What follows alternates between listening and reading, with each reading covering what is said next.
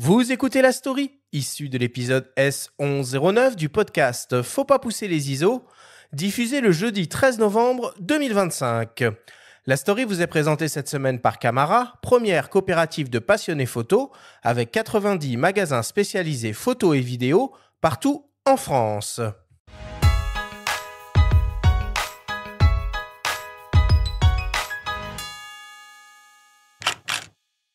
Quoi de mieux qu'un petit quiz pour parfaire ses connaissances dans le domaine de la photographie? Après avoir conçu des jeux sous la forme de questionnaires dans les univers du graphisme et de l'architecture, les éditions Pyramide se sont orientées vers la photographie et ont confié au journaliste, auteur et photographe Mathieu Huy la tâche de concocter un quiz sur mesure avec un double objectif, viser un large public et prendre en compte les femmes photographes, trop souvent reléguées en arrière-plan dans l'histoire de la photographie, comme nous l'explique l'intéressé.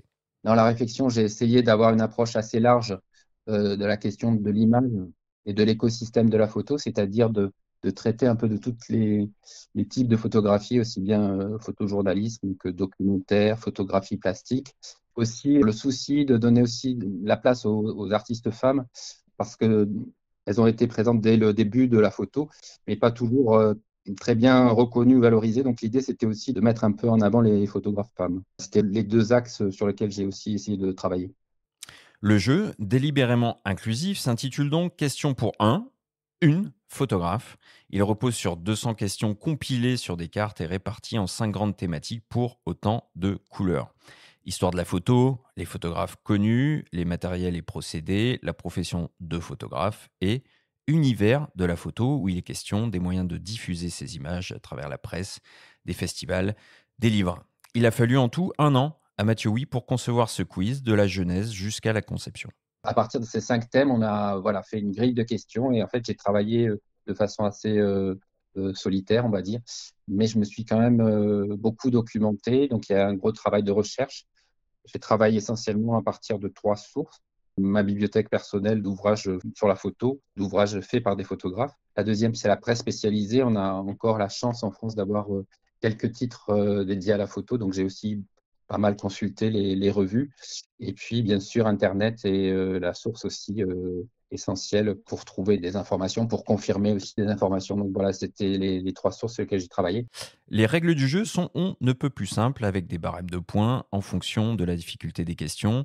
Mathieu Huy nous précise comment se déroule une partie. C'est très simple, on peut jouer à partir de 2 joueurs, mais voilà, 4, 6, un petit groupe, ça peut être sympa de tester le jeu.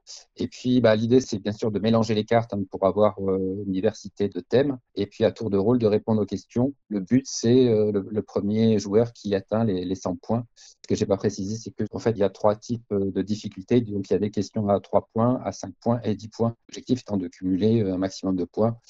Nous, on en a fixé 100, mais ça peut être bien sûr moins ou plus, en fonction un peu aussi de la connaissance des joueurs. Le principe, c'est vraiment de s'amuser, de tester et découvrir l'univers de la photo de façon ludique et assez légère, on va dire.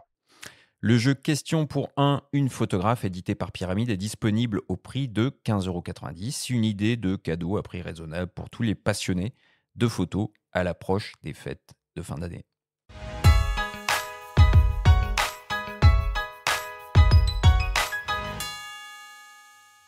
Bon, évidemment, vous n'allez pas y couper, hein. On va se faire une micro-partie pour voir si nos experts photos sont bien des experts. Benjamin, Est-ce qu'il y a tricherie ou pas? tu choisis le level intermédiaire peut-être pour démarrer, pas le level trop fort. Non, bien sûr, on va commencer avec une question moi, à 10 points. Et moi, je lance le chrono, évidemment, et je ne joue pas. Bien entendu. On n'a pas les droits pour le générique de Question pour un champion, là? Burger quiz, un petit burger de la Ah, mais Burger Quiz, non, ça, on n'y touche pas, c'est sacré. Alors, question, on joue donc pour 10 points, je plaisantais pas, on est sur les photographes célèbres. Oh là. Qui réalisa la dernière séance photographique de Marilyn Monroe, près de 2700 clichés en 3 jours? Donc 3 possibilités. Réponse A, Milton H. Green. Réponse B, Bert Stern. Réponse C, Elliot Erwitt. On est sur un niveau difficile, hein, je rappelle. Alors là, moi, j'en ai aucune idée. Donc, Ok, Mathieu, forfait. La deuxième réponse, au hasard. Ah, moi, je joue pas. Alors, non. Eh bien, c'est la réponse B. 10 Yes. points. Là, Donc là, on était quand même sur le niveau difficile. Allez, on va faire une autre rapide. Alors, question facile. Attention, les gars. Là, c'est toute votre crédibilité qui est en jeu. Mathieu, je Merde. compte sur toi. Hein. Oh là. Quelle est la caractéristique visuelle du cyanotype? Réponse A, le grain. Mhm. Réponse B, la teinte bleutée. Réponse C, l'aspect sépia. Le bleu. Oui, c'est le bleu. Oui. Ouais, Mais facile. cyanotype après. Cyanotype, facile. On peut Oui, même bah, acheter ça, faire des procédés rapidement dans certains magasins que je citerai pas, mais le rendu est plutôt pas mal. En plus. Allez, on en fait une dernière. Univers de la photographie cette fois. On va faire une question, allez, difficulté moyenne pour 5 points. Quel hebdomadaire illustré créé en 1928 par Lucien Vogel est souvent présenté comme l'ancêtre de Paris Match? Réponse A, Paris Soir. Réponse B, Vue. Ou réponse C, Regard. Pour moi, dans mes souvenirs, c'est regard. Ouais, j'aurais dit la même chose, mais je suis pas sûr. Moi, je Ah, dirais la première. Ça juste remonte à mes Moi, je cours. dirais Paris Entre la 1 et la 3. Bah, vous avez tous faux. Bon, Ah, C'était donc Vue. Ok. Bon, et ben on va arrêter. Hein. Avant de faire une émission culture photo, t'es pas encore prêt.